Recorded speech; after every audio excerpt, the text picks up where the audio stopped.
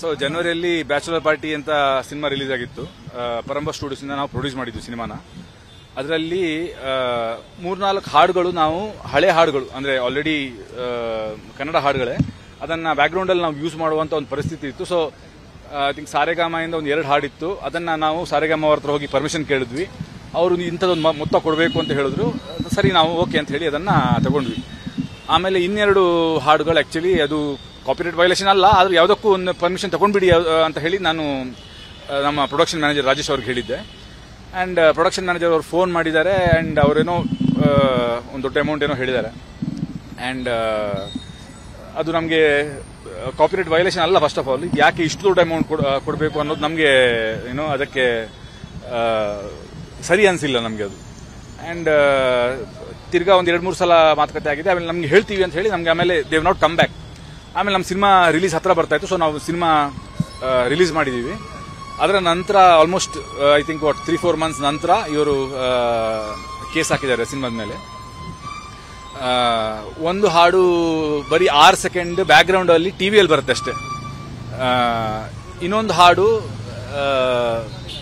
ಶಾಲೆಯಲ್ಲಿ ಒಬ್ಳು ವಿದ್ಯಾರ್ಥಿ ಅವಳು ಏನೋ ಕ್ಲಾಸ್ ರೂಮ್ ಮುಂದೆ ಹಿನ್ನೆಲೆಯಲ್ಲಿ ಹಾಡುವಂತ ಒಂದು ಸಂದರ್ಭ. ಇದು 2 ಕಾಪಿರೈಟ್ ವೈಲೇಷನ್ ಅಲ್ಲ ಅಂತ ನಮ್ಮ ವಾದ.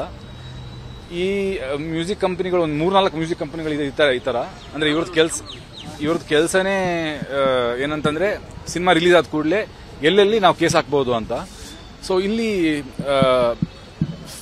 ನಿರ್ಮಾಪಕರಿಗಾಗಲಿ ಅಥವಾ ನಿರ್ದೇಶಕರಾಗಲಿ ಈ ತರ ಕನ್ಫ್ಯೂಷನ್ಸ್ ಇದೆ. ಅಂದ್ರೆ ಏನ್ ಕಾಪಿರೈಟ್ ಇಲ್ಲಿ, what is copyright issue, what is not ಅನ್ನೋದಿದೆಯಲ್ಲ, ಇದು ನಮ್ಮ ಪೂರ್ತಿ ಇಂಡಸ್ಟ್ರಿಗೆ ಇದು ಕರೆಕ್ಟ್ ಆಗಿ ನಾಲೆಜ್ ಇಲ್ಲ. ನಮ್ಗೆ ನಾಲೆಜ್ ಇಲ್ಲ ಫಸ್ಟ್ ಆಫ್ ಆಲ್. ಅಂಡ್ ಅದನ್ನ ಅಡ್ವಾಂಟೇಜ್ ತಗೊಳ್ಳುವಂತ ಈ ತರ ಸುಮಾರು ಕೆಲಸಗಳಾಗ್ತಾ ಇದೆ. ಸೊ ವಿ ಫ್ರಮ್ ಪರಂಬ ಸ್ಟುಡಿಯೋಸ್ ನಾವೇನ್ ಡಿಸೈಡ್ ಮಾಡಿದ್ವಿ ಅಂತಂದ್ರೆ ಇದನ್ನ ಕೋರ್ಟಲ್ಲಿ ಹೋಗಿ ನೋಡೋಣ. ಹಂಗಿದ್ರೆ ಗೊತ್ತಾಗ್ಲಿ, ನಮ್ಗೆ ಗೊತ್ತಾಗ್ಲಿ, ಎಲ್ರಿಗೂ ಗೊತ್ತಾಗ್ಲಿ ಕಾಪಿರೈಟ್ ಇಶ್ಯೂಸ್, ಕಾಪಿರೈಟ್ ಆಕ್ಟ್ ಏನು ಹೇಳುತ್ತೆ, ಅಟ್ಲೀಸ್ಟ್ ಹೆಂಗ್ ಯೂಸ್ ಮಾಡಬಹುದು ನಾವು ಹಾಡುಗಳನ್ನ. ಯಾಕಂದ್ರೆ ನಮ್ದೇ ಕನ್ನಡದ ಹಾಡುಗಳನ್ನ ನಾವು ಇವಾಗ ಒಂದು ಸಿನಿಮಾ ಮಾಡಬೇಕಾದ್ರೆ ನಾವು ಆದಷ್ಟು ರಿಯಾಲಿಟಿನ ತೋರ್ಸಕ್ಕೆ ಟ್ರೈ ಮಾಡ್ತೀವಿ. ರಿಯಾಲಿಟಿನ ತೋರಿಸಬೇಕಾದ್ರೆ ರಿಯಾಲಿಟಿಯಲ್ಲಿ ನಾವು ಹಾಡುಗಳನ್ನ ಕೇಳ್ತೀವಿ. ಕನ್ನಡ ಹಾಡುಗಳನ್ನ ಕನ್ನಡಿಗರು ಕೇಳಿದ್ರೆ ಮತ್ತೆ ಯಾರು ಕೇಳ್ತಾರೆ? ನಾವು ಆ ಹಾಡುಗಳನ್ನ ಕೇಳೋದನ್ನ ಹಂಗಿದ್ರೆ ಸಿನಿಮಾದಲ್ಲಿ ತೋರ್ಸೋಂಗೇ ಇಲ್ವೋ ನಾವು. So what is actually copyright issue? ನಾವು ಆ ಹಾಡುಗಳನ್ನ ತಗೊಂಡು ಅದನ್ನ ನಾವು ರೀಮೇಕ್ ಮಾಡಿ ಅಥವಾ ಬೇರೆ ರೀತಿ ಅದನ್ನ ಬಳಸಿ ನಾವು ಏನಾದ್ರೂ ಏನೋ ಅದರಿಂದ ಹಣ ಸಂಪಾದನೆ ಮಾಡಿದ್ರೆ ಅದು ಬೇರೆ ವಿಷಯ ಆಗುತ್ತೆ. ಇವಾಗ ಯಾವುದೋ ಒಂದು ಸಾಂಗ್ನ ನಾವು ಹಳೆ ಸಾಂಗ್ನ ರೀಮೇಕ್ ಮಾಡಿ ಅದನ್ನು ಯೂಟ್ಯೂಬಲ್ಲಿ ಬಿಟ್ಟು ಯೂಟ್ಯೂಬಿಂದ ನಾವು ಹಣ ಸಂಪಾದನೆ ಮಾಡಿದ್ರೆ ಅದು ಬೇರೆ ವಿಷಯ ಆಗುತ್ತೆ. ಬಟ್ ಒಂದು ಸಿನಿಮಾದಲ್ಲಿ ಸ್ಕ್ರಿಪ್ಟಲ್ಲಿ ಸಂದರ್ಭ ಇದ್ದಾಗ ನಮ್ಮ ಹಾಡುಗಳನ್ನು ನಾವು ಯೂಸ್ ಮಾಡೋಕ್ಕೆ ಆಗಲ್ಲ ಅಂತಂದ್ರೆ ಅಟ್ಲೀಸ್ಟ್ ಅದಕ್ಕೆ ಏನೋ ಒಂದು ರೂಲ್ಸ್ ಇರಬೇಕು. ಹಿಂಗೆ ಯೂಸ್ ಮಾಡಬಾರ್ದು, ಹಿಂಗೆ ಯೂಸ್ ಮಾಡಿ, ಈ ತರ ಯೂಸ್ ಮಾಡಿದ್ರೆ ತಪ್ಪಾಗುತ್ತೆ, ಈ ತರ ಯೂಸ್ ಮಾಡಿದ್ರೆ ಸರಿ ಮಾಡಬಹುದು ಅಂತ. ಇದು ಯಾವುದು ಏನ್ ರೂಲ್ಸ್ ಅಂತ ನಮಗೂ ಗೊತ್ತಾಗಬೇಕು. ವಿಚ್ ಇಸ್ ವೈ ನಮ್ಮ ಪ್ರಕಾರ ಇದು ಕಾಪಿರೈಟ್ ಇಶ್ಯೂನೇ ಅಲ್ಲ.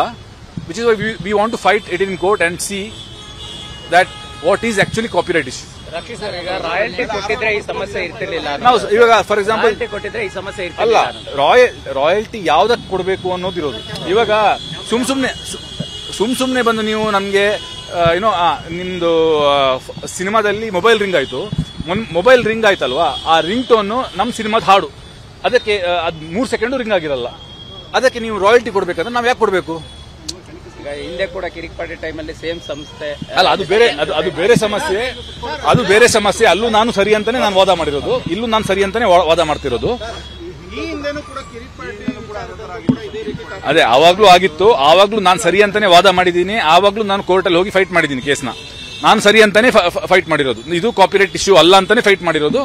ಅಂಡ್ ನಮ್ಮ ಪರವಾಗಿ ಅಲ್ಲಿ ತೀರ್ಪಾಗಿತ್ತು. ಆಮೇಲೆ ಹೊರಗಡೆ ಕಾಂಪ್ರಮೈಸ್ ಮಾಡಿದ್ವಿ. ಬಟ್ ಈ ಸಲ ಕಾಂಪ್ರಮೈಸ್ ಮಾಡಲ್ಲ. ಯಾಕಂತಂದ್ರೆ ಇದು ರಿಪೀಟ್ ಇದು ಆಗ್ತಾ ಹೋಗುತ್ತೆ. ಇದು ಸರ್ ಹೋಗಿದ್ರೆ ಸರ್ ಇದು ಈಗ ಅಥವಾ ಅದ್ರ ಹಿಂದೆ ನೀವು ಇವ್ರ ಸಂಸ್ಥೆ ಮಾಲೀಕರನ್ನ ಭೇಟಿ ಮಾಡಿ ಅಥವಾ ಇಲ್ಲ, ಅಂದ್ರೆ ಒಂದು ನಮ್ಮ ಸಂಸ್ಥೆಯಿಂದ ಒಂದು ಫೋನ್ ಹೋಗಿತ್ತು ಅವರಿಗೆ. ಅಂದ್ರೆ ಈ ತರ ಇದೆ, ಇದಕ್ಕೆ ಅಂದ್ರೆ ಗ್ರಾಟಿಟ್ಯೂಡ್ ಆಗಿ ಏನಾದ್ರು ಕೊಡ್ಬೇಕಾ ತರ ಫೋನ್ ಹೋಗಿತ್ತು.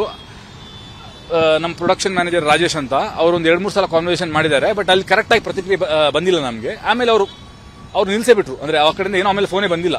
ಏನೋ ನಿಮ್ಗೆ ಹೇಳ್ತೀವಿ ಅಂತ ಹೇಳಿ ಏನೋ ಫೋನ್ ಬಂದಿಲ್ಲ. ಅದು ನೀವು ರಾಜೇಶ್ ಹತ್ರನೇ ಕೇಳಬೇಕು, ನನಗೆ ಅದು ಎಕ್ಸಾಕ್ಟ್ ಡೀಟೇಲ್ಸ್ ಗೊತ್ತಿಲ್ಲ.